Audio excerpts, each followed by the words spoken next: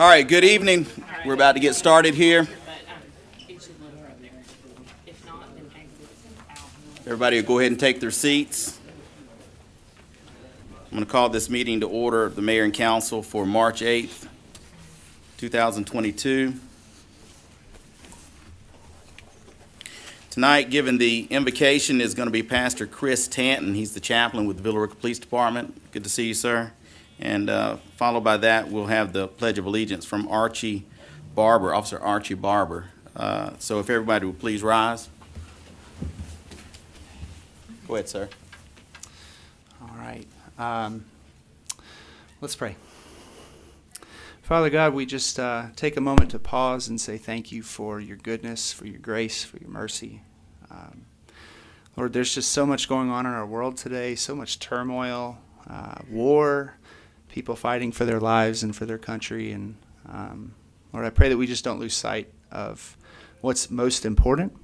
I pray that you would be with those who are in harm's way right now, those who are homeless and stuck in the rain today. And I pray that you would bless us in this meeting, that we would just seek to do things that would be honoring and glorifying to you, that we would find ways to come closer together rather than to find ways to separate ourselves. And Lord, ultimately, I pray that you would just bless this area, bless the city of Billerica, bless our leaders, and just give us opportunities to grow closer with each other and grow closer to you. We love you. We praise you. In Christ's name. Amen. Thank you, sir. All right, officer. If you'll come up and lead us in the Pledge of Allegiance. Right there where the podium is. All right, cool. I pledge allegiance to the flag of the United States of America and to the republic for which it stands, one nation, under God, indivisible, with liberty and justice for all. All right, thank you, sir. You all may be seated. If you'll hang on just a second, I'm going to say a few words about both of you. Yes, sir, even you, Pastor. All right, Pastor Chris Tanton is the chaplain for the Villercas Police Department. We've had him up here a couple times. We appreciate your work, sir. Chris and his wife, Abby, moved to Villercas at the beginning of 2020 after spending almost 4 years serving as missionaries in the Dominican Republic. Before that, he taught math for 12 years at Mount Perrin Christian School. That's my old job in Kennesaw. He currently runs a small business out of his home and is a member of West Hills Church. He actively serves as chaplain at the Villercas Police Department. Thank you for being here tonight, sir. And Officer Archie Barber joined the National Guard at the age of 17 while still a junior in high school. After 2 deployments to Afghanistan in 2014 and 2017, he finished his 10-year career in the military as an active duty sergeant and became a Villercas police officer. He's currently assigned to night shift patrol at Villercas Police Department. Thank you for his service, sir. Thank you for being here tonight. Y'all give him a hand for both of these gentlemen. All right, we're going to move on into ceremonial presentations, and we're honored to have Malden and Jenkins here again tonight for what will probably be a riveting speech. I'll save my jokes because the regular guy's not here. So, your name is Meredith Lipsum, is that correct? Yes, Meredith Lipsum. If you would introduce yourself, and then we'll recognize you to present. Okay. My name is Meredith Lipson. I'm was the partner in charge of the city's audit this year from our Atlanta office of Malden and Jenkins. And I believe you have a copy of what we refer to as our auditor's discussion and analysis. And it's a pretty thick presentation, and I'm not going to go through the whole thing. Okay. What's included are it's a good bit of information regarding items that we're required as auditors to communicate to you, as well as some financial summaries. We've got some graphs and charts, and then there's some information pertaining to new standards that will have to be followed in the coming years for financial reporting.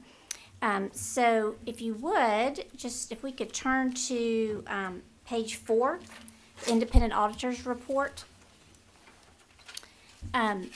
We have issued an unmodified, clean opinion on the financial statements. That's, of course, the opinion that you want to get. As always, the financial statements are the responsibility of management, and our responsibility is to express an opinion based on our audit procedures. And again, we did issue an unmodified, clean opinion on those financial statements. And just so you know, the financial statements have been completed. They're in our processing department. We've got a little bit of a backlog due to some people who've been out sick, but you should have the hard copies of the financial statements hopefully by the end of the week. Okay. All right.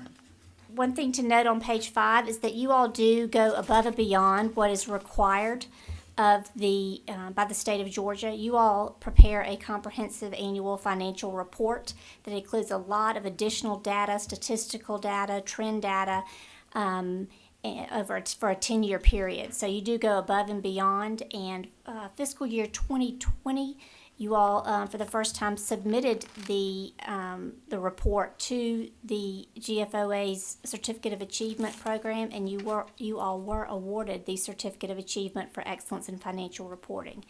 So hats off to your finance department. It's a big undertaking to pull together all of that statistical data. And we do anticipate that you all will receive the certificate for fiscal year 21 as well. Okay. Page 7. There's a graph that basically shows you the revenue sources. As you can see, just like most governments, your taxes are the primary source of revenues. For fiscal year 21, your total revenues were approximately $14.1 million compared to revenues of $13.3 million in the previous year. That increase was basically due to increases in property taxes, the local option sales tax, the TAVIT tax, offset by a decrease in some of your intergovernmental revenues. You had that CARES money that came in 20, but not in 21.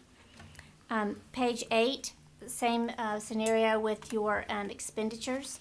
Total expenditures for fiscal year 21 were $13.35 million. For fiscal year 20 was $12.7 million. On page 9, you can see the revenues and expenditures, 5-year trend. Unfortunately, your revenues, certainly for the past 3 years, have exceeded your expenditures, so you are growing your fund balance. Page 10 reflects a 5-year history of change in fund balance for the general fund. As you can see, for fiscal year 21, you had an increase in your fund balance of approximately $878,000. So again, you're steadily increasing your fund balance each year. In page 11, a good bit of information about how the financial strength of cities and their general funds are looked at. Just one thing to note, you all have your fund balance is approximately 214 days of expenditures, meaning you've got in your fund balance about 5 months of, if you didn't have any other activity going on, you have about 5 months worth of expenditures in that fund balance at June 30, 2021. Standard industry benchmarking usually indicates 3 to 4 months is a good, healthy fund balance. So you all definitely, with exceeding that, you've got a good, strong fund balance at June 30, 21. The rest of the document, pretty much, as I mentioned, goes through just various items that we as auditors are required to communicate to you all under the standards that guide us, along with a good bit of information on the standards that are going to be implemented in the coming years. And certainly we will make sure that the finance department is kept abreast of all of that information to make sure you're on track as far as the reporting requirements. I did want to thank the finance department, Jennifer and her group. They've just done a fantastic job as far as getting us what we needed to be able to complete the audit in such a timely manner. As far as audit adjustments, the only audit adjustments that we had were those that they gave us, after we'd gotten a copy of the trial balance. So we really had no audit adjustments per se, which is fantastic. Not something that we see all the time during the audit process. But again, I just want to thank you all for allowing us to work with the city of Villerica, and I'll certainly be happy to answer any questions if you have them. Okay, council, does anybody have any questions? Okay, I'm sure that we do this every year, and we probably haven't really had a lot of time to go through this just yet. So if there are some questions, we'll make sure we get them to Jennifer, and she'll get them over to you all. And we appreciate you. Sure. Thank you for being here All right. tonight. Thank you. All right, let's, I want to take a minute to recognize, we had the volunteer banquet last week, and I want to recognize all the folks who were volunteers of the year. See if I can open it up. I got to find it on my text so that I get it right. This year, the volunteers honored were for Planning and Zoning, Tom Flowers, the CVB Board, Carl Peabody, the Cemetery Commission, Nancy Stoles Jeffries, PM Pine Mountain Gold Museum, Zach Jones, who they call Tiny, and the Volunteer of the Year was Rhonda McCullers. And the Mayor's Award went to Caroline Cox. And I see a lot of these folks here, but we appreciate the work of all of our volunteers, and we appreciate the opportunity to honor those folks every year when we get a chance to do that. So thank you all. I want to take a minute to recognize in the audience, I'm not real good at this because I don't always see everybody, but Clint Chance is here. And if I missed anybody, I'm sorry, I don't always catch it, but Clint Chance is your District 2 County Commissioner for Villerica. Hope I didn't miss anybody. So I guess we'll move on to the adoption of the agenda. I've got one change. I want to add under governing body B, a B8, and these are going to be remarks on the TAD. Does anybody have any other changes to the agenda? If there are none, I'll entertain a motion to adopt the agenda as amended. So moved. Second. I have a motion to adopt the agenda as amended and a second by Mr. Carter. All in favor? All right, that's unanimous. Okay. It is now time for public comments. Is there a sign-up sheet?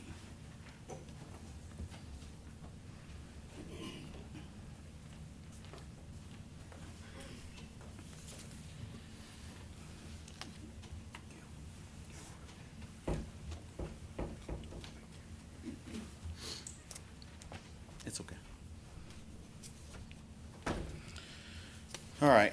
So I'm going to call out the names of the folks who signed up for public comments first, and then after that, if there are still people who wish to give public comments but didn't sign in, we'll recognize you. Please keep your comments on a professional level. We'll not accept comments that are considered by the chair to be of a personal attack on any individual or group of individuals. If you deviate from this protocol, you'll receive a warning from the chair. If you deviate a second time, you'll be leaving. Only one person speaking at a time. Please, no comments from the audience. And just as a reminder, this is your time. You get these 3 minutes. We're not going to respond back to you typically, so please don't be offended. That's just the way this process goes, and I just forget to say that sometimes. All right, first up, Barry Williams. Mr. Williams, if you would come up to the podium here, give us your name and address for the record, and we'll give you 3 minutes, sir. Thank you. Barry Williams, and I live at 1004 Overlook Drive in Villerica. Go ahead. Thank you. Thank you, gentlemen and gentleladies. My comment goes to the golf cart issue in town. And I wanted you to consider all the neighbors. Not all the neighbors are able to drive on streets currently that they can get downtown. I live in Mirror Lake. I don't know of a way downtown, other than to get to those roads that are currently 35. And I also want to say that many, I'm not a golf cart expert, but many of the golf carts today can reach 30 to 35 miles an hour. So they're not going to be slowing down much traffic. And they're only going to be driving short distances on those roads. I've used up enough of your time. I'm not going to take the 3 minutes. Please consider those things. Thank you. All right, next up is Nancy Mims. Ma'am, if you would come up, give us your name and address for the record. and we'll give you 3 minutes. Nancy Mims, 17 Hickory Trail, Villercas, Georgia. Mayor and Council. I'm also speaking about the golf carts. And I realize that we've had a veto on that, and that's fine. And I know that we have ordinances for golf carts, and that's fine as well. 200 years ago or so, when our founding fathers developed Billerica, they were not planning on golf carts. And I'd love to be able to use mine. There are 6 of us in the neighborhood who do have them. But with the price of gas, certainly I'd like to drive mine. But we don't have golf cart roads on there. Where I am, it is really dangerous. I can't get out of my neighborhood. We're one way in and one way out. I'd have to go on Edge Road on South Boston Street, where the speed limits are 25 and 35 miles an hour, and yet the cars are going 55 and more sometimes. I have joggers, I have bicycle people who are there, and our streets are not even wide enough for them. I have to stop if there's a car coming from another direction. And all that being said, that still isn't my problem. My problem is that in our neighborhood, and as in the last week I've watched some others, it is against the law in the state of Georgia, at least, for anybody to drive a motor vehicle without, who is under the age of 16. And with 16, you need to have a learner's permit and be with somebody who is older. We have people in our neighborhood as young as 8 years old driving these golf carts. I've seen them standing up on the back of the golf cart where the clubs belong with no helmet on, falling off. And, I understand our wonderful police department doesn't even have enough people to help deal with speeders, let alone looking at these children who are underage driving golf carts. That's my concern right now, is not the speed limit, it's the idea that these children are riding golf carts, and they should not be, because it is against the law. Thank you. All right, thank you, ma'am. Michael McPherson.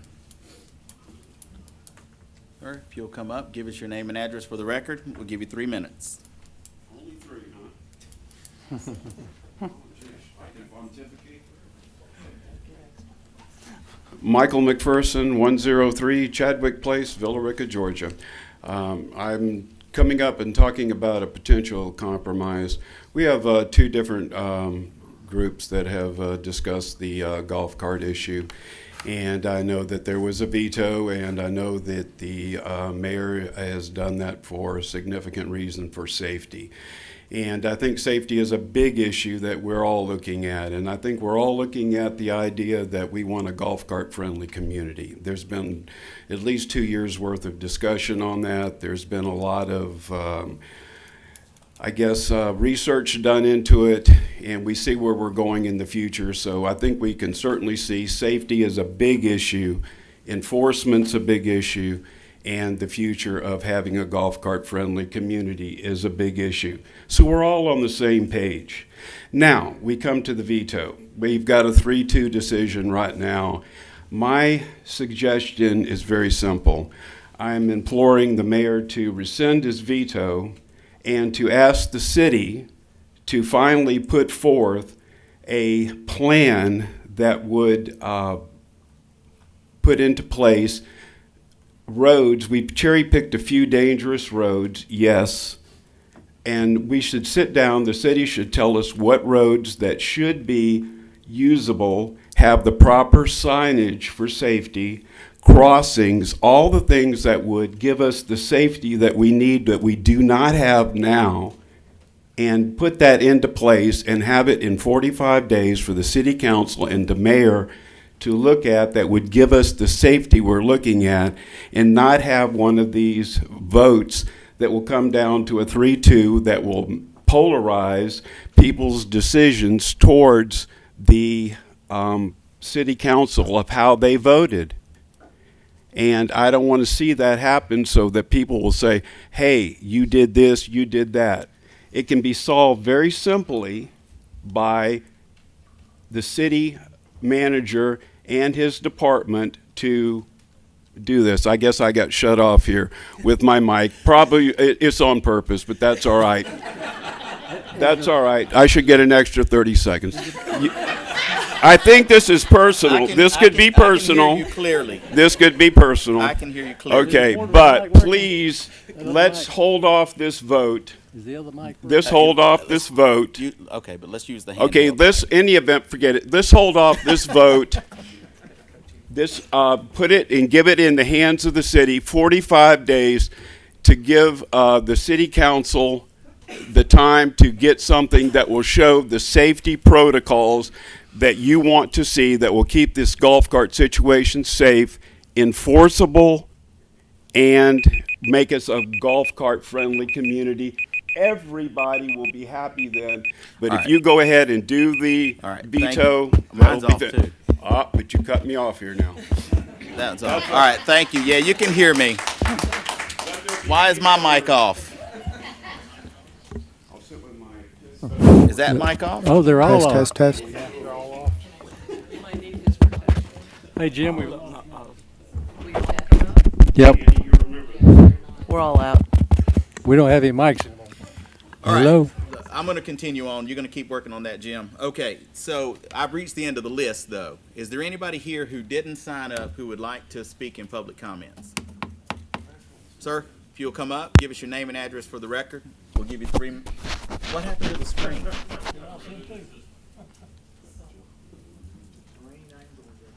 How you doing? Chris Summers, 9232 Brewer Road, Villerica. I just wanted to say that I think the golf cart brings a lot of revenue to Villerica because we get out on ours all the time, take the kids to the park, ice cream. We like to go downtown to the festivals, you know, the concerts, things of that nature. And as far as the other lady had described, the people that are doing the wrong things, you know, if they're doing the wrong things, I think they should be penalized. If they're breaking the law, then that's fine. You know, let's take care of that. But, you know, we shouldn't be penalized because people are doing the wrong things or they're speeding down the roads that we want to go down. And so we just hope that, you know, you'll take the time to consider, you know, the people that are using these and actually, you know, helping the revenue of Villerica. So that's really about all I have to say about it. All right, thank you. All right, thank you. Is there anybody else here who would like to speak that didn't sign up? Anybody else? All right, so seeing nobody else, I'll close the public comments portion of the meeting, and we will move on to council updates. Would any council member like to be recognized? Ms. McPherson? Are we on? Not yet. Teacher voice. Just. I haven't done an update in a few months, and this one's a little different. Bear with me, may take me 6 minutes. I'm gonna read probably a good portion of this statement. I've often joked about having nightmares about potholes and other commonplace everyday aggravations that irritate citizens and need to be taken care of. They aren't crises, but not having your garbage picked up or code enforcement issues, etc., affect people's everyday lives. And it's our job as representatives to help people find solutions to them. Then a real crisis hits, like a death in your family, or a very sick child, and all the other concerns pale in comparison for all of us as citizens and elected officials. Nonetheless, even in those instances, we have to carry on with the necessities of life, even things that seem mundane, like doing laundry, taking out the garbage, doing email, returning calls. What I want to share with you did affect Ward 3, and specifically I want to share a brief story about a particular citizen that was among a number. But it also affected Wards 1, 2, 4, 5, the county, state, nation, and world. But this is specific to our local area and some of what happened. COVID hit in 2020. Like everyone else, we rearranged our lives, tried to assess what we needed to do, and tried to stay safe and healthy. I started watching the various press conferences at the state and national level, as well as tuning into local government meetings around the county, local news, and what was being advocated for from the local Board of Health. Almost right away, it seemed that aside from precautions we were taking at home, that I and others should also pay close attention to how all of this played out over time. It's hard to war game something after the fact if you aren't paying close attention to the details. The same way coaches and football players review game videos of themselves and their opponents. My inclination after some health safety plans for my family was to take notice of situations where citizens' rights and liberties were under attack and advocate against violating people's constitutional rights while still being health cautious. I didn't realize that was just the beginning, and that I and others would find ourselves having to learn how to keep us, friends, family, and everyone we could from severe illness and out of the hospital. Fear and panic caused some of those in places of authority to be quick to put citizens' personal liberties on the chopping block. One local ordinance, not in Villerica, was proposed that would give local officials the power to shut down any gathering for any reason of 10 or more people. Yes, that includes in your home. We didn't do it here, but that would give, we would have given ourselves that power to do that had we adopted what another city was proposing. Can you imagine us up here seizing that sort of power?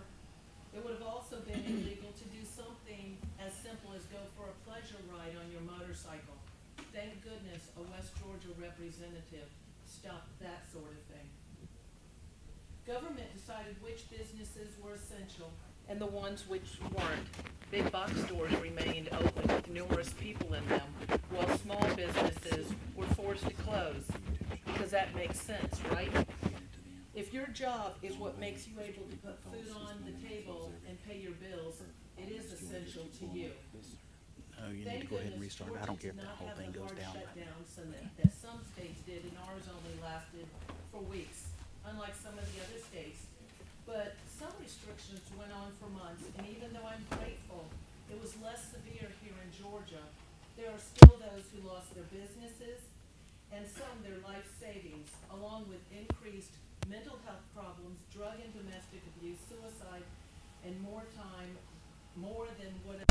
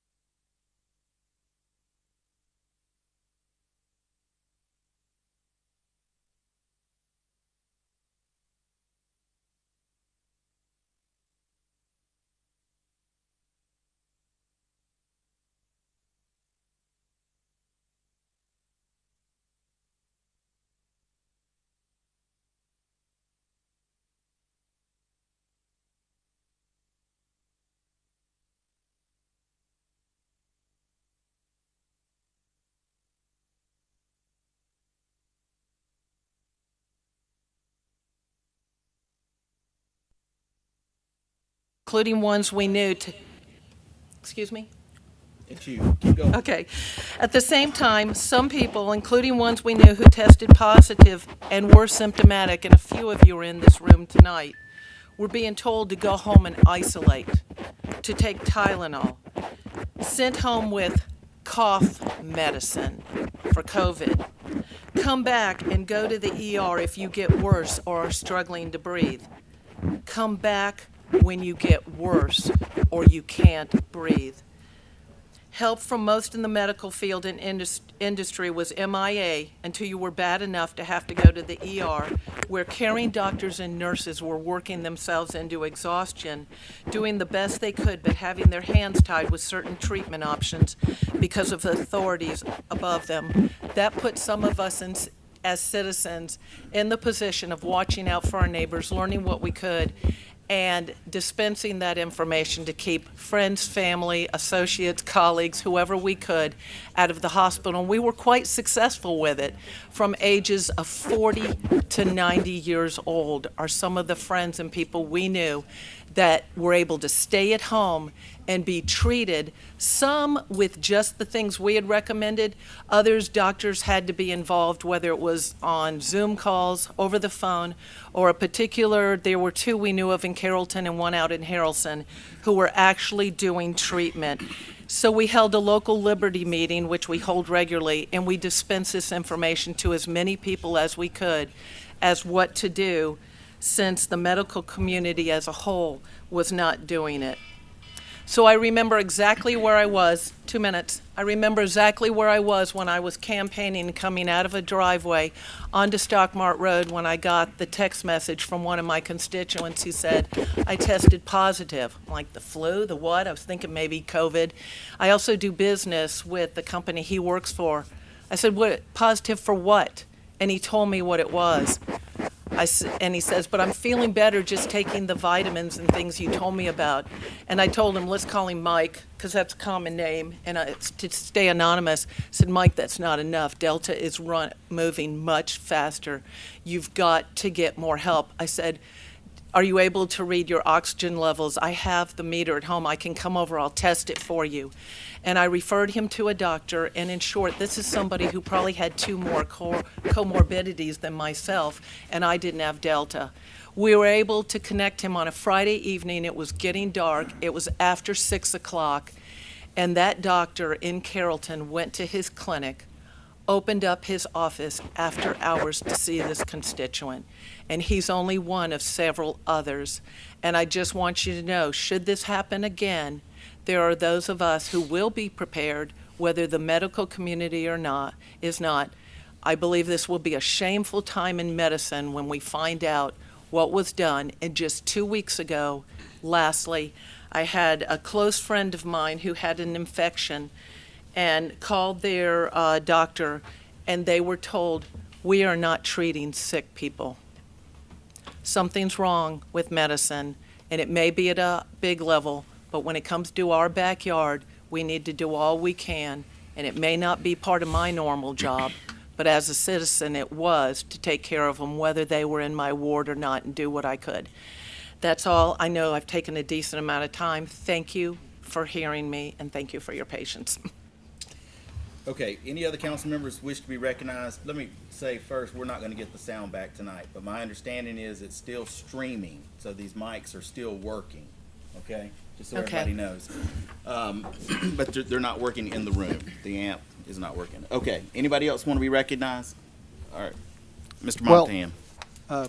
Yeah, I just want to point out a couple things. It's kind of weird to talk in the mic and not hear it. I'm sorry.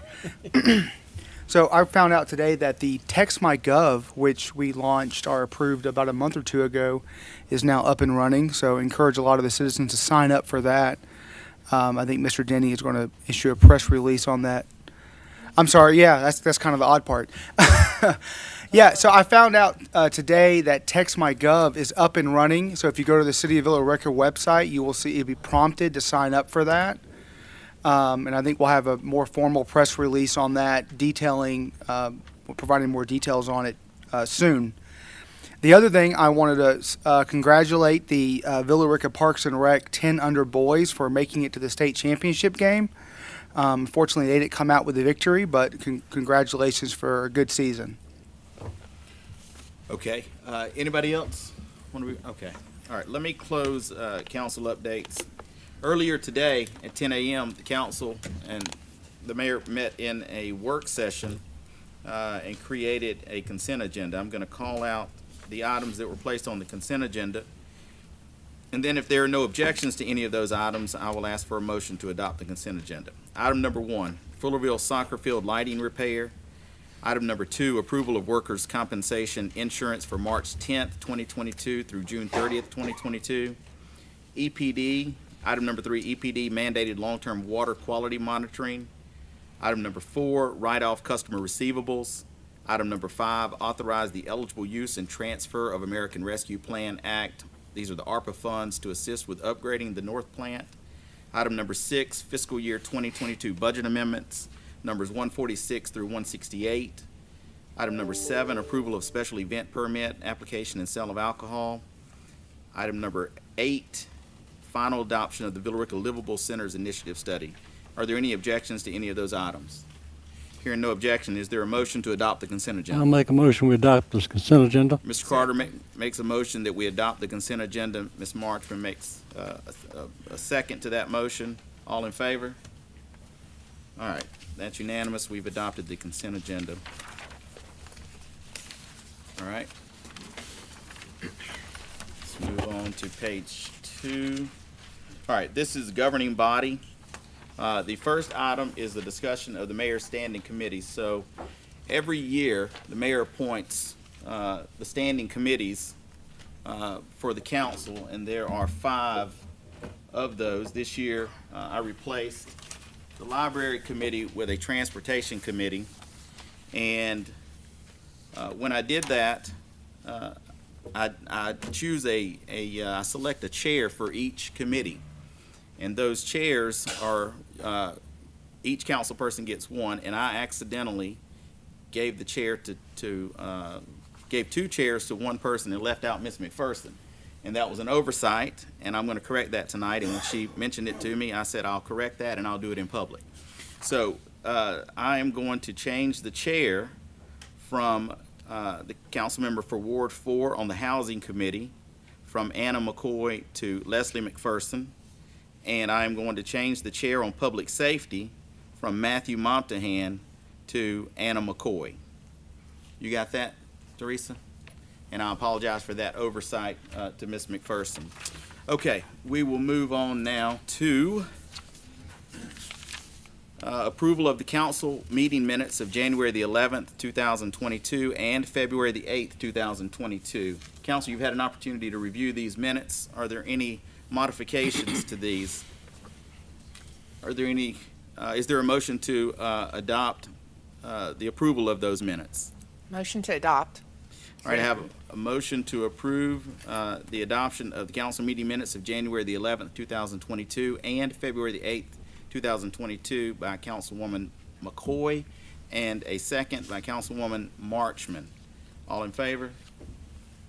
All right, that's unanimous. Okay. The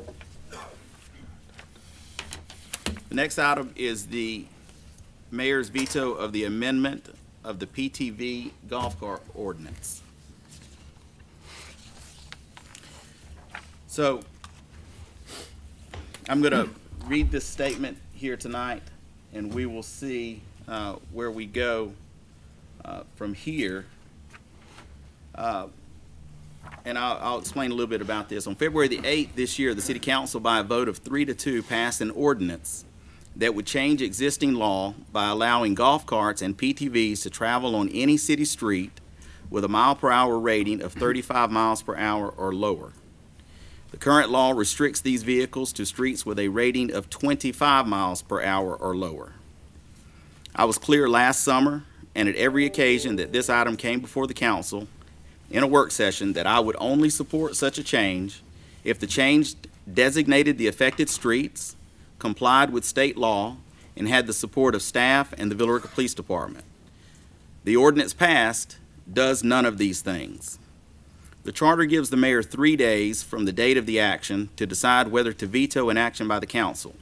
And if a veto is issued, the mayor shall provide an explanation. On February the 10th, I made the decision to veto this action by the City Council and included the explanation, which I will further detail here tonight. The charter then allows for the council to consider overriding that veto. To be successful, the motion to override must receive a minimum of 4 affirmative votes. Tonight, the agenda includes the opportunity for a member of the council to make that motion.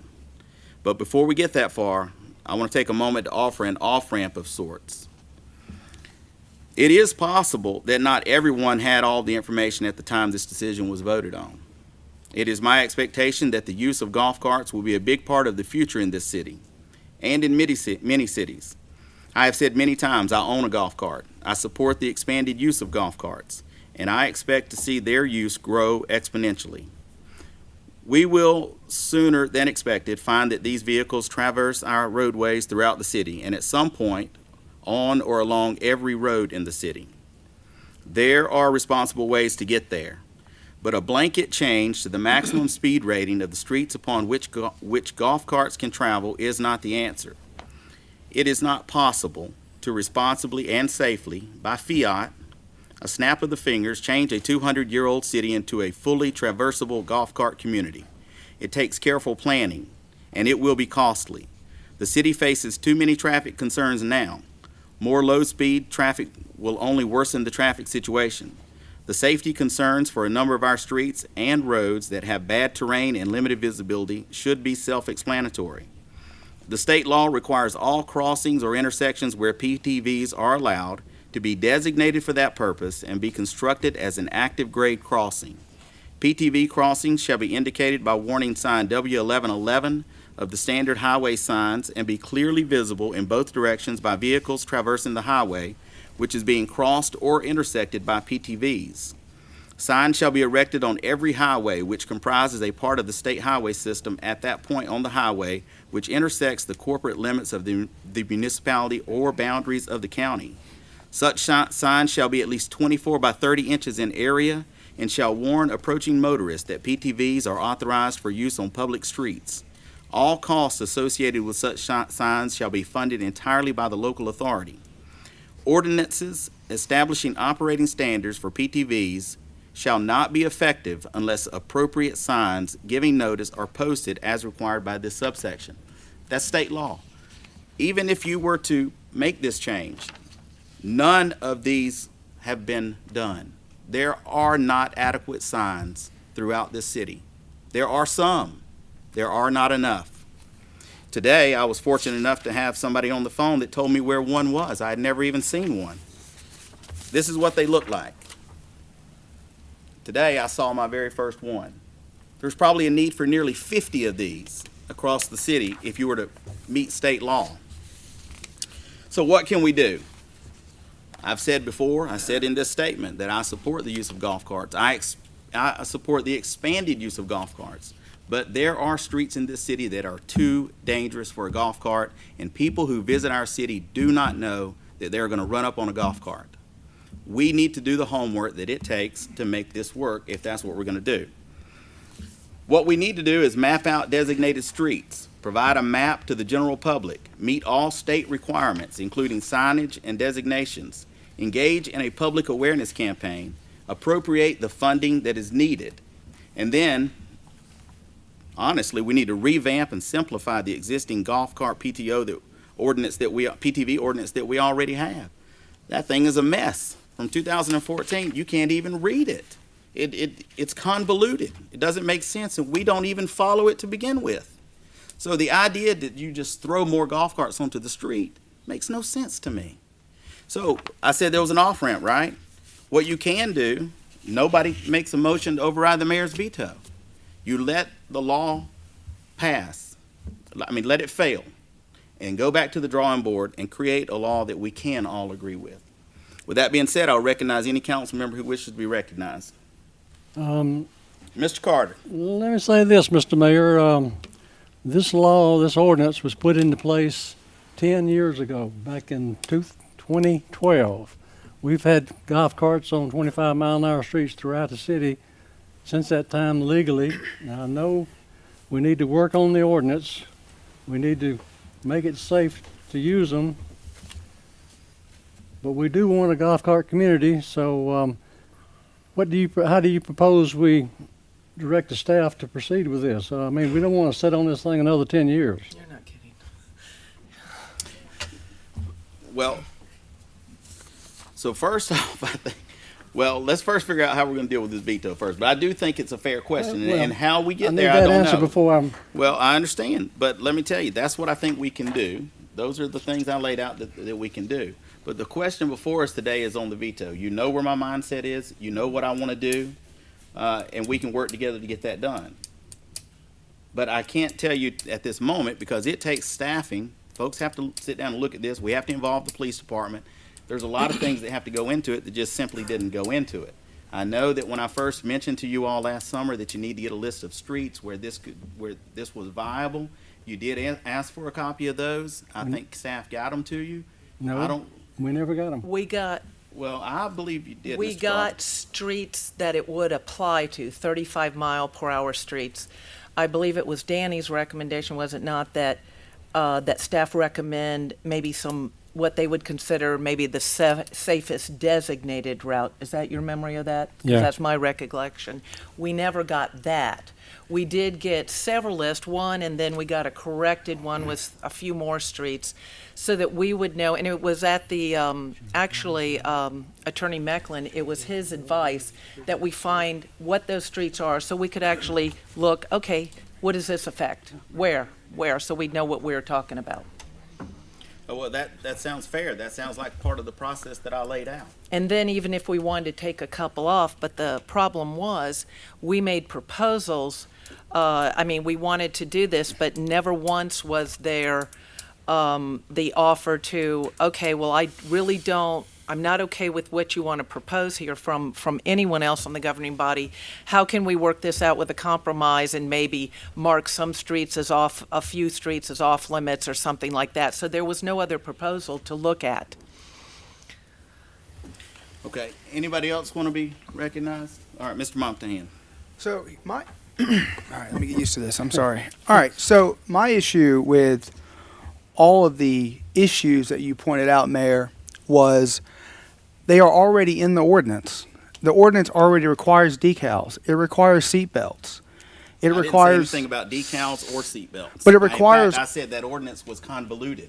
Go ahead. Okay, so that's the issue is that the ordinance requires the signs, or the law requires the signs.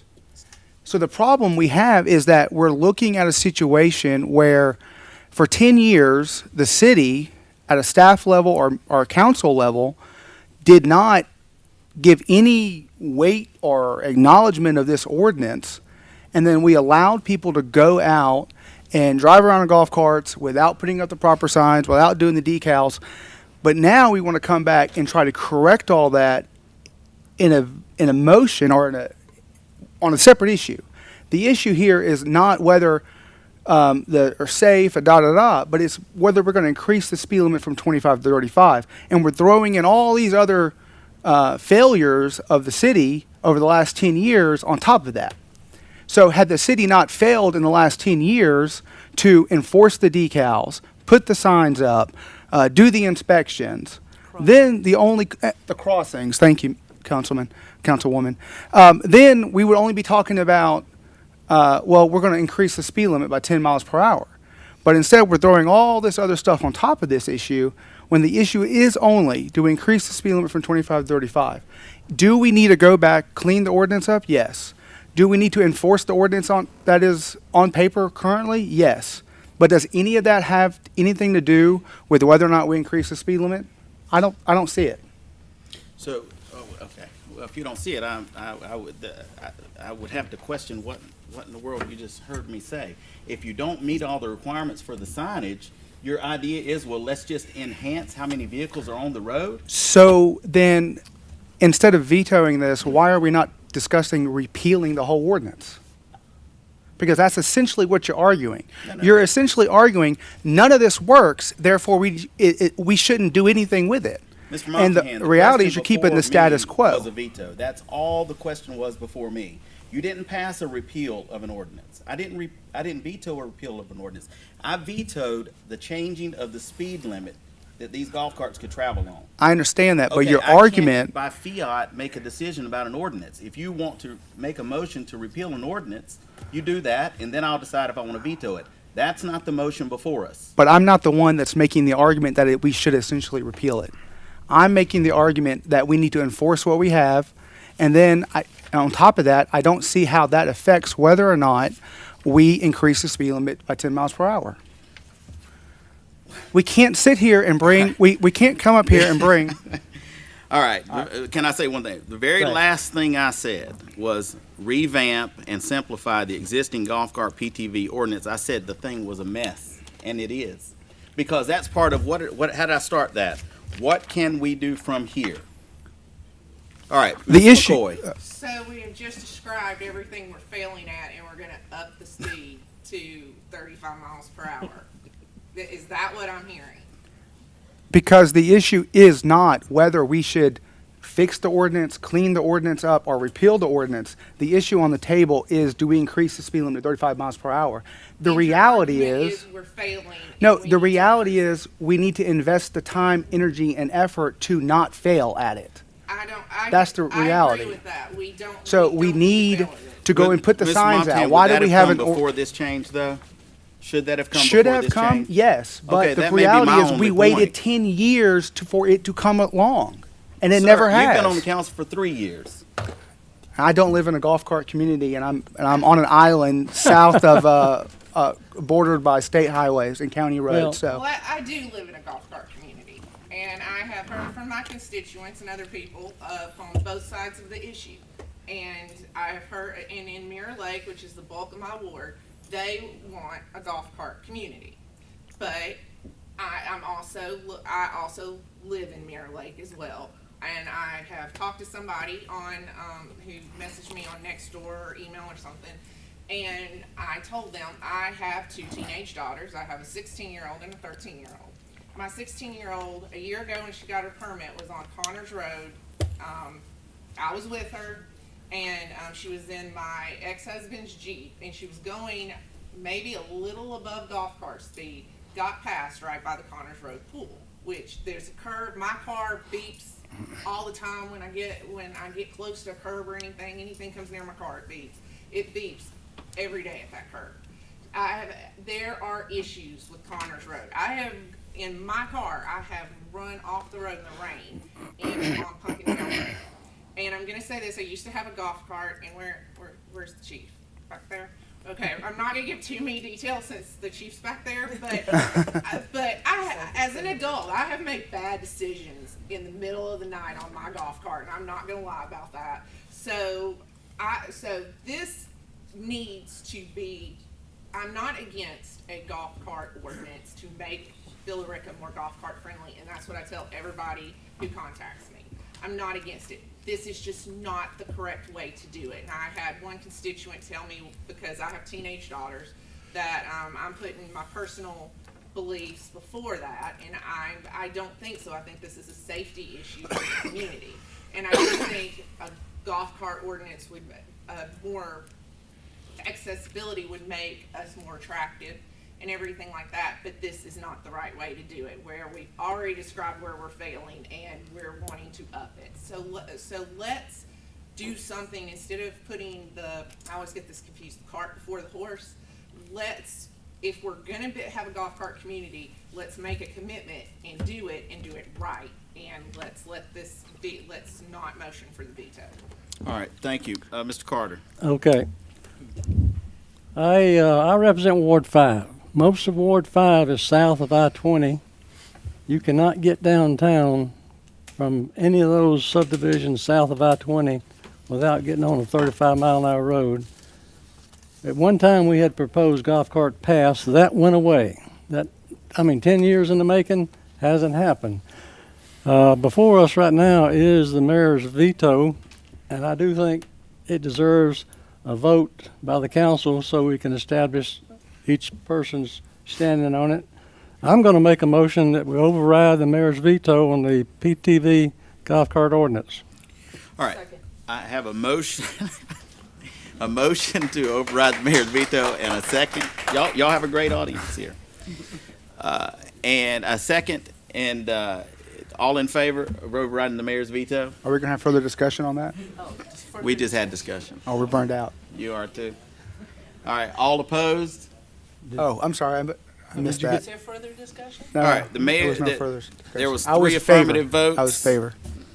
It requires 4 votes to override the mayor's veto. There was a choice made tonight to, I guess, ignore the ability to do an off-ramp here. So we'll see what happens in the future. As Mr. Carter said to me before at the last veto override, this subject may not be over. I don't want it to be over. I didn't come here for it to be over. I come here to move forward and get something done. And if somebody wanted to do that before, we could have done that before. All right, we're going to move on. We still can do it. We'll see. Uh-oh, sounds bad. All right, we're going to move on to, hold on, where's my, Number 4, keep care. All right, number 4, Keep Carroll Beautiful. Who's taking that up? Tom? Sarah? Come on up here.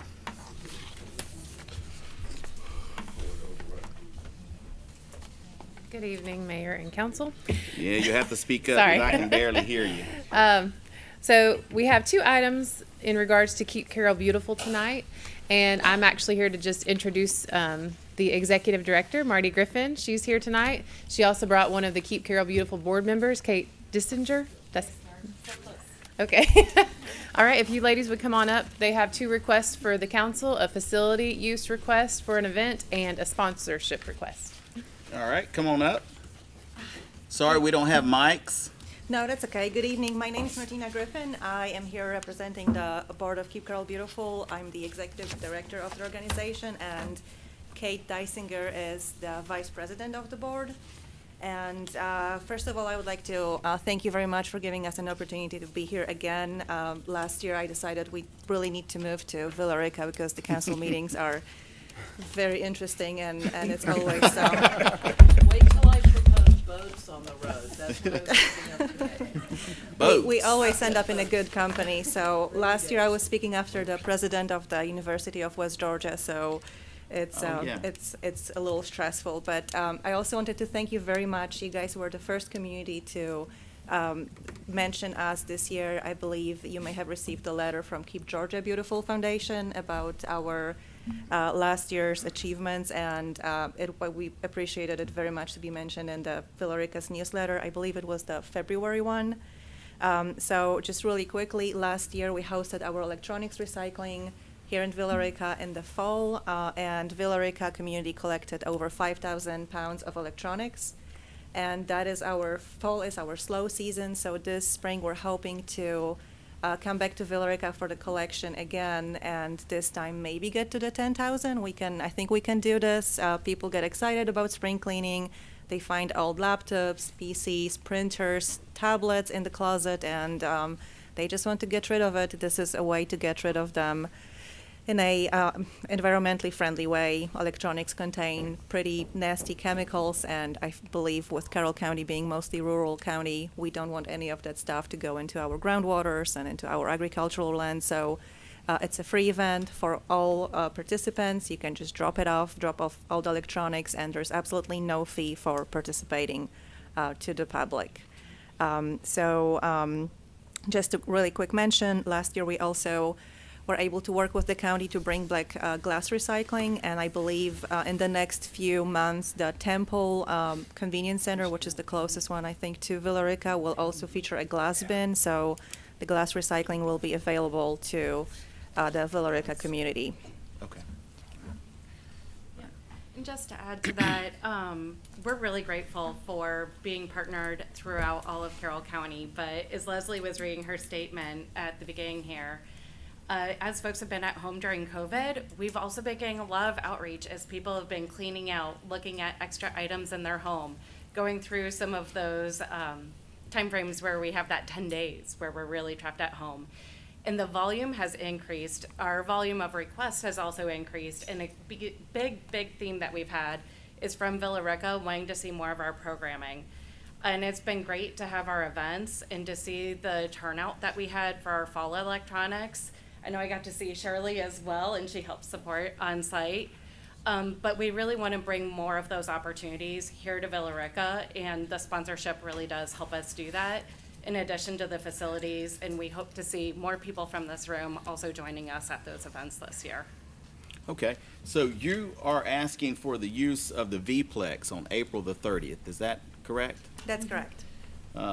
And for the city to sponsor that, and that's for your spring e-recycling event, correct? That's right. Okay, council, do you have any questions for these ladies? I do. All right, Ms. McCoy? My question is, since y'all are with Carroll, is this only limited to the Carroll County side of Villercas, or can the Douglas County side participate? We don't check the participants for this event. We are a little more strict with our tire recycling because the grant is specifically for the Carroll County community. Okay. And that's one of the little things that I was hoping to maybe reach out to Sarah. We worked with the Carroll County as well on tire recycling, and I believe right now we're at almost 70 tons of tires we recycled last year, and that is through a grant that is making it free to the county to take them to a dump. So we're hoping that maybe our smaller communities, and by that I mean not the whole county, but the cities may also want to participate and have like a tire drop-off day. We would be happy to work with everybody basically on this. To apply, we have to partner with a local government. So the cities are not excluded for that. There's not a minimum for the grant. Where are you doing the tire recycling right now? Right now, we are collecting them at the transfer station between Carrollton and Bowden. Okay. Would you get with Sarah about that? Absolutely. Yeah. Tomorrow or in the near future. All right, council, any other questions? All right, if there are no questions, is there a motion? Someone have a? Have a motion. Yeah, but we got them separated. Right. All right, let's take up this first one. Okay.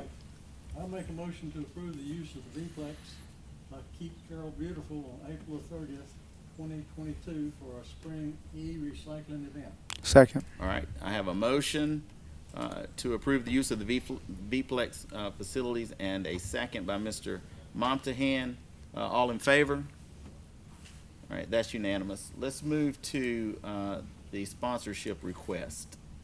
Do you all want to talk about that? Are you both of you going to talk about the sponsorship piece? You're asking for $1,000. That's correct. All right, can you tell us about that a little bit? Absolutely. We are a nonprofit organization, so all of our operations are sponsored through grants and sponsorships for events and donations. So the money we basically are requesting would go towards our operations and being able to run this event in Villerica and Carrollton. All Or right. Carroll County, sorry. Is there any questions on this from council? Is there a motion? Yeah, I'll make a motion to approve the sponsorship of Keep Carroll Beautiful Spring e-recycling event for the amount of $1,000. All right, I have a motion to approve the sponsorship of Keep Carroll Beautiful's Spring e-recycling event for the amount of in the amount of $1,000. About to give you a little too much. We'll take 20,000. That would be awesome. And I have a second from Ms. Marchman. All in favor of this? All right, that's unanimous. All right, thank you, ladies. Thank you for so your much. work. Thank you. And I, please make sure you touch back with. Okay. You I can also give brought that to the our clerk. year in the review, so if you guys are would like to take a look at that, our annual review is here. All right, we appreciate that. All right, let's move on now to the mayoral reappointment of Cheryl DeFore Bryce to the Cemetery Commission. I will reappoint Cheryl DeFore Bryce to the Cemetery Commission for a term that will run from 2/1/2022 through 1/31/2024. You all can set that swearing in up. And then item number 7, I will reappoint Alfred Wilson to the Cemetery Commission for term 3/1/2022 through 2/28/2024. All right, the next item up is, I'm gonna make some comments on the, yeah. I can hear the train. That is different. All right, so I'm gonna make some comments on the TAD here. I was gonna let the train get by. Mr. Monthan reminded me the horn was blowing. Because we can't hear already, so Yeah, it's hard to hear. I can hear pretty good in here, but not everybody. Okay. And the dead mics. So as everybody is aware, we've been working on this. We have a TAD that we've been working on now for really since about last fall, maybe last spring. And I want to talk a little bit about it. I want to address a couple of issues that our tax allocation district that you've been hearing us talk about for a few months. There have been some comments that we've heard both inside and outside the city. There are some misconceptions about this project, and I want to try to, if I can, address some of those tonight. One thing I think has confused some people is the idea that the TAD and the Fuqua development are all one big project that we want the county and the county school board to help us pay for. That is not what we are asking the county or the school board to help us do, not at all. We are trying to build a road that would connect downtown to the east side of the city. It includes a designated golf path on one side and a designated walking path on the other side. We need that road in part to help ease some of the traffic problems we have, but also to improve quality of life because it'll include a new 60,000 square foot grocery store and 80 to 100,000 square feet of new retail space, all while uniting two parts of our community. The strategy that we feel would make this possible would be a tax allocation district. TADs, as they are known, are very powerful tools that cities can use to grow responsibly. TADs generate new property tax revenue, and they can, as in this case, also create new sales tax revenue. And they do that without costing any government directly from their general funds. Instead, they use only the increased property tax revenue to repay the bonds for the amount of time it takes to pay off the bonds. We are very grateful that voters gave us this authority because no TAD has ever failed in this state. To connect downtown to Mirror Lake, a road would have to be built through an area of difficult terrain and with no city infrastructure. But by designating the target area as a TAD, we can invite developers whose development will help us pay for it. Not the city, not the county, not the school board. Quite frankly, for a long time it seemed that this road, the Eastside Connector, could not be built because plans submitted by potential developers would not generate enough revenue. However, last fall, something unexpected happened. Jeff Fuqua, one of the most successful developers in the Southeast, chose Villercas as the site for a new development, one with a new grocery store, several retail restaurants, shops, and apartments and townhomes. And he wanted to build it in the TAD location that we had already designated. By partnering with us, we could use the TAD to help with that cost of the connector and the needed infrastructure. So how does this work? We will issue bonds to a developer to pay for the construction of the road. Fuqua will build the stores and shops that will start generating sales tax as soon as they open. That sales tax revenue will immediately go to Billerica, to Carroll County, and to the county school board. Shortly after, when the development is finished and the property is reassessed, the higher tax digest will produce more property taxes. Again, those taxes only come from inside the TAD. When the new ad valorem pays off the bonds, the TAD ends and all authorities go to full revenue. What we are asking the county and school board to do, the only thing, is to hold off on collecting their share of the new property taxes until the bonds are paid. And based on the numbers that Mr. Fuqua has given us, this won't be anywhere near the 20-plus year time frame you may have heard. Think 10 years or less. Just like any kind of debt, the time needed depends on the amount that is borrowed. But one thing is certain: when the bonds are repaid, the TAD ends, and the taxing authorities will begin to realize the full tax revenue from the project. The city, county, and school board will not be on the hook for anything. They will still get the same property taxes they are now, based on the current value of the property, but they will also get sales tax revenue. Mr. Fuqua, who knows the value of the properties he develops, says that Villerica, the school system, and county will split about $830,000 a year in sales tax revenue as soon as those stores open. And once the bond is paid off, we will all share nearly $2 million a year in new property taxes. We know this new development will impact the county government and the school board, but we feel the cost of added services will be more than compensated by the sales taxes that could start coming our way by November of 2023. That money can pay for fire trucks, firefighters, sheriff's deputies, any of the services the county provides us. We know that our school cluster is at capacity. The TAD gives us the power to control the kind of development that goes on within the TAD. Mr. Fuqua's project is projected to only add a minimal number of school children to the Villerica cluster, and his development will generate the tax revenue the school board needs to take care of those students. The power of the TAD is the leverage it gives us with other developers. Someone has said the project will just create a sprawling urbanization. Nobody wants that, and that is not what is contemplated here. The entire TAD area is undeveloped land that is already in the Villerica corporate limits.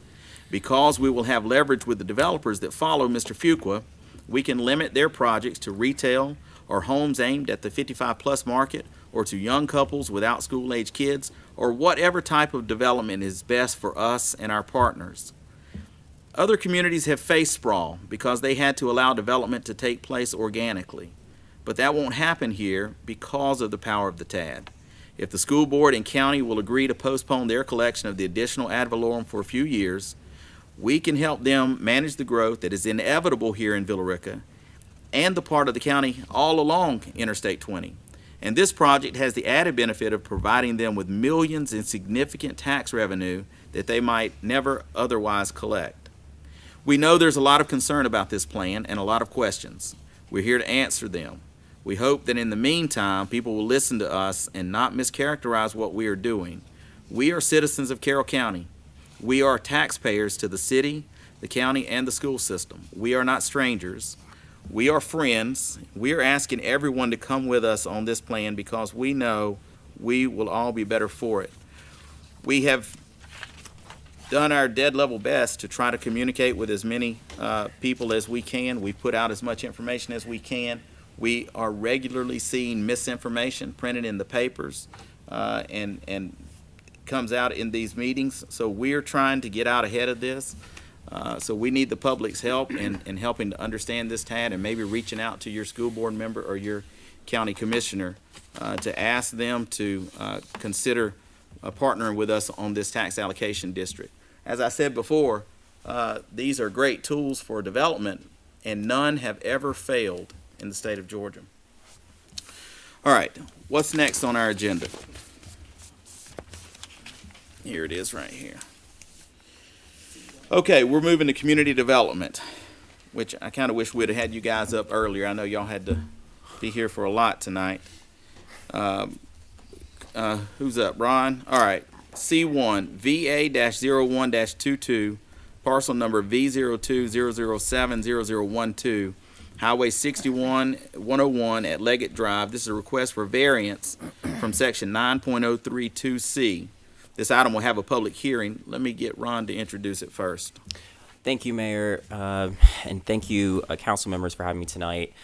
As the mayor said, the applicant, Rockhaven Homes, is looking to have a variance or request a variance from section 9.032C. That section requires garage doors to be oriented to the rear of all townhome units, and they're looking to have 100% of the units have garages that face the front. Okay, at this stage, we've seen this item here before. Is there any questions for Ron from council right now? Okay, is the applicant here? He is. Would the applicant like to speak?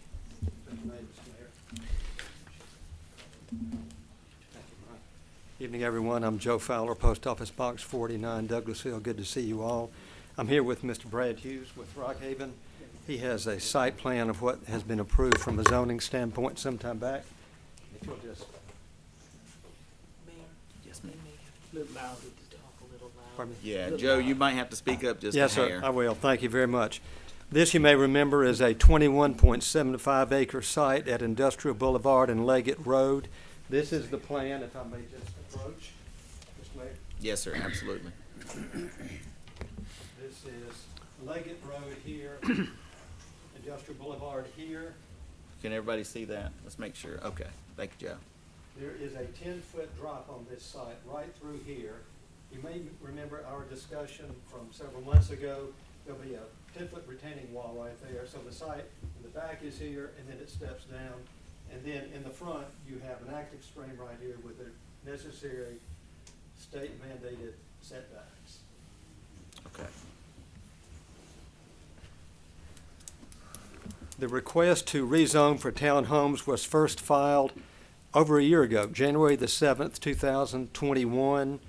We were advised at that time that we needed to deal with 4 code issues that required variances: front yard setback, side yard setbacks, offsets between the building, and width of the buildings. We filed the application for the variances on the very next day, January the 8th, 2021. Our first hearing on the rezoning request was on April the 6th, 2021. It was postponed, it was deferred until May the 11th, 2021, when the rezoning itself was approved. That's the site plan that was approved at that time. The variance requests, 4 of them, were deferred. 2 months later, we were here for a hearing on those variances, July the 13th, 2021, and at that time, the council approved a variance to reduce the stagger of each building, the setback It's the stagger. Your ordinance said 20 feet. You remember 20 feet, then another building, and then next. The city granted a variance so that it is a 5-foot stagger that has since been changed in your ordinance. And the city also approved the reduction of the setbacks from the right-of-way from 25 to 20 feet. The council denied 2 other variances. At that point, all of the detailed civil engineering got started based on that site plan that you see there. In December of last year, right about the time they actually closed on the property, Mr. Hughes, who had submitted the preliminary plat for review, was told that there was another variance request that needed to come before the council. And that is, as you've heard several times, not so long ago, rather, you heard that you had to have rear-facing garages. He immediately made the application for a variance from the requirement of section 9.03C2 that Ron just mentioned.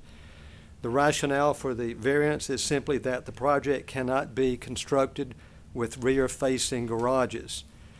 There is this retaining wall that I just mentioned a moment ago. It is right between the lines of the buildings as you saw them described. Furthermore, the site plan was approved at the time of the rezoning. And as you further recall, there's an active stream across the front of the property that just confines us to what's available. And so we ask you to grant the variance so that Rockhaven can proceed with what was initially approved.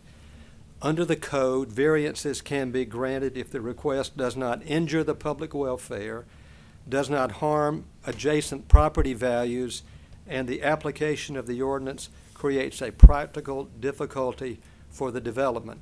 We believe we made a case for that, Mr. Mayor and members of the council. Mr. Hughes is here to answer any specific questions you may have. That's our presentation. All right, Mr. thank Mayor. you, Joe. Yes. So, this item requires a public hearing, and I'm gonna take that up. So with that in mind, does any council member have any questions for the applicant at this stage? Okay, all right, so at this time, I'm gonna open this up for a public hearing. Is there anyone here who would like to speak for or against this variance? If you would, I'll let you come up and speak. Okay, seeing nobody, I will close the public hearing portion of this, and I'll revert back to council. Council, do you have any questions for staff or the applicant at this stage? If not, I'll entertain a motion. I'm ready to make a motion. All right, Ms. McPherson. I move to approve the variance request from Starlight Homes LLC of Billerica, Georgia, from section 9.03. Do I need to say the 2C part? Yes, ma'am. Now, I'll read it back out. So, all right, I have a motion to approve the variance request from Starlight Homes LLC of Villerica, Georgia, from section 9.032C. Is there a second? Second. I have a second from Mr. Carter. Yes, sir. I was going to say that just for the purpose of the minutes, there's a mention both of Rockhaven Homes LLC and Starlight Homes. It's Rockhaven. Which one is it? Rockhaven. Uh-oh. You're right, Starlight's in a different, that's. Joe, you're supposed to catch me on that. You represent Starlight too, don't you? I approached it 35 miles an hour. Calm down, calm down, Joe. I work alone.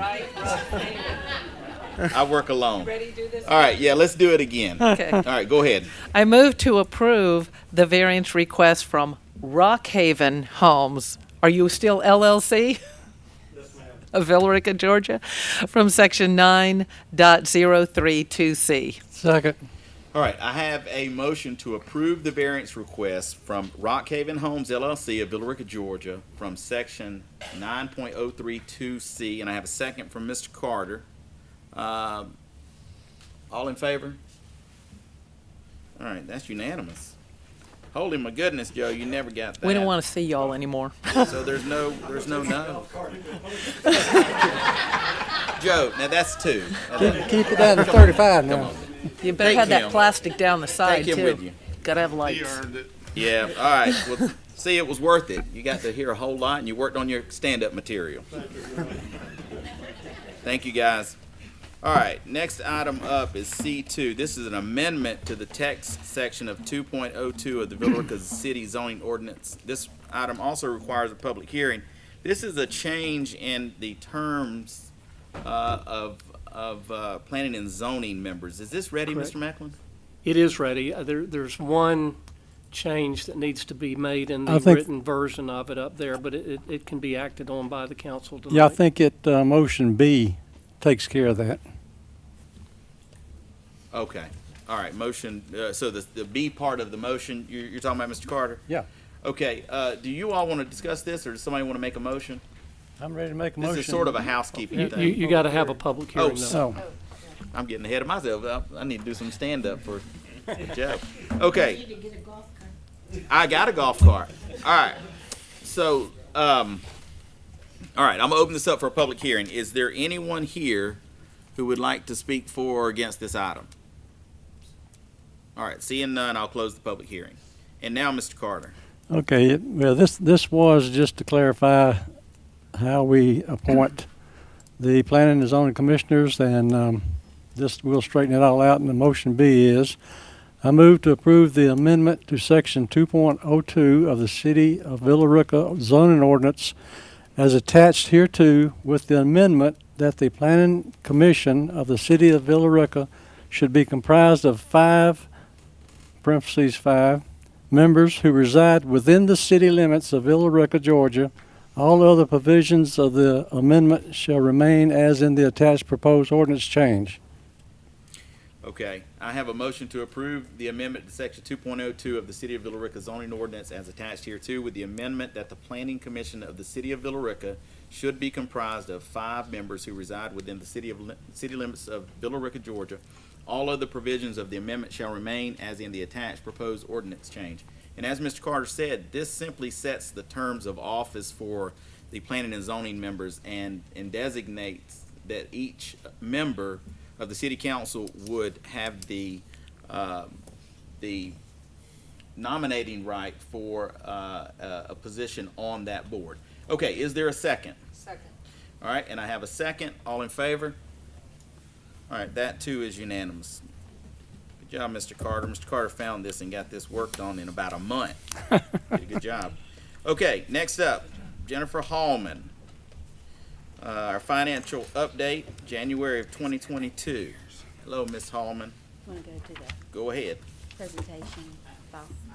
That's okay.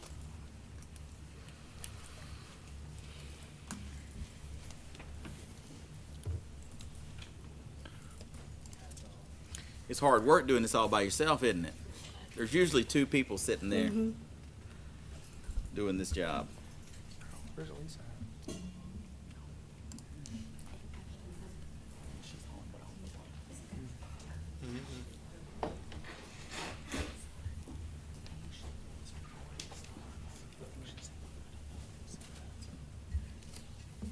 Thank you. Okay, here we go. This is as of January 2022. Here is total cash through January 31st, 2022 is 31.5 million, compared to last year at 22.5 million. The general fund is at 11.2. Water and sewer is at 5.3. American Rescue Plan is at just under 3 million. Then we have our SPLOST accounts. Our 2015 Carroll SPLOST is at 1.3, 2016 Douglas SPLOST is at 2.5, and our 2021, our newest SPLOST, which is with Carroll, is at just a little over 5 million. In our residential permits and taps, you can see year-to-date through January, we've had 31 building permits, water taps and sewer taps, with the correlating revenue of $58,000, $46,000, and sewer taps coming in at $124,000. Local option sales tax is still coming in strong, even in comparison to last year, which was a strong year as well. Carroll County sales tax for the month of January was $192,440, which was a 15.7% increase compared to January of 2021. Douglas County sales tax was $169,000 compared to $148,000 January 2021, which represented a 14% increase. Property taxes through the month of January. For Carroll, we've collected 95% of what we budgeted. And Douglas, we've collected 98%. So in total, we've collected just under $4.2 million at 96%. Our business activity, water and sewer, you can see our revenues are a little bit higher than they were this time last year. We're at $3.3 million. Our expenditures are also, or they have increased as well. It's primarily due to the items I've listed to the right there. Professional services, we've spent about $34,000 more in professional services, $58,000 more in chemicals, maintenance and repair of equipment's around $70,000 more, lab services $23,000 more, and rental of equipment's around $10,000 more. Business activity for sanitation and solid waste, revenue is up a little bit to $488,000. Our expenditures are around $388,000, and our net income so far is $100,000. Our self-insurance fund is doing well. We've got around $900,000 in the bank. We had first quarter of our fiscal year, we had savings around $67,000, and in January we had savings of $51,000 when you take that in comparison from our expenditures as compared to our contributions. So far this year we've had $118,596 in savings. That is it. All right, very good. Do you happen, so this is through January 31st of this year. Do you know what the difference was between December and January? Because this looks like a pretty good jump. On the actual fund for the self-insurance plan. It's at $899,000. It's flickering on my screen, so I can't see it. Oh, gotcha. That's just if you know that off the top of your head. What the cash was? Yeah, the difference. Yeah, I want to say it was probably around $70,000 difference. So it's climbing a little bit. Mhm. All right, anybody have any questions? I have a question. All right. Anna? On the growth for the residential, the building permits and the water taps, and I did the math in my head, so I might be a little off, but it looks like the amount of permits and taps, especially the building permits, is not equal to. It's not a set of flat amount, where water taps and sewer taps are flat amounts. Okay, but I'm thinking of January, you've got 50, of 2021, there was 50 at 178. I don't have a calculator with me, so I apologize. 178,000. You've got 31 in January of 2022. That's about 60%, if my math's right, of 50, but it's at 58,000, which is less than half of 1 cent. Does that make sense, what I'm asking? The way building permits are yes, please do.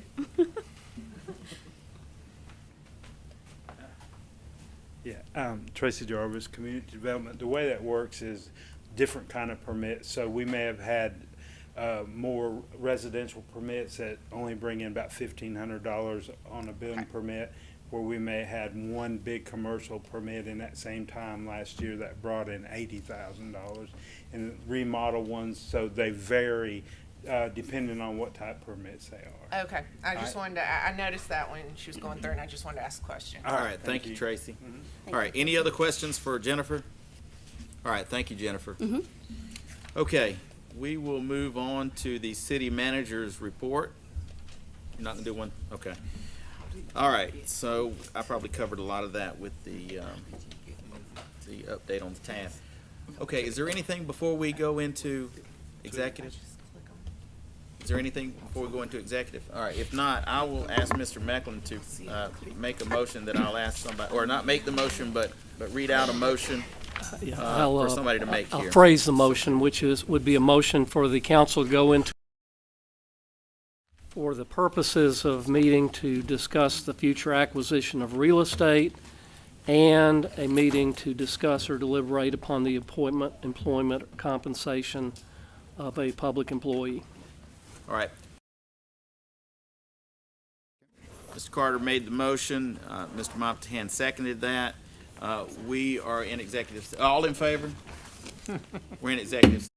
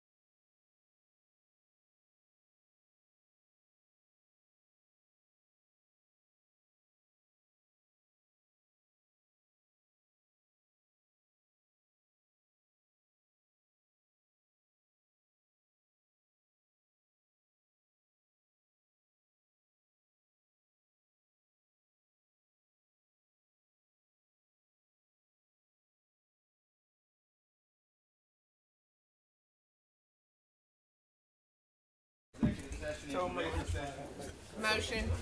Second. Are we? Oh, I did motion to return from executive session.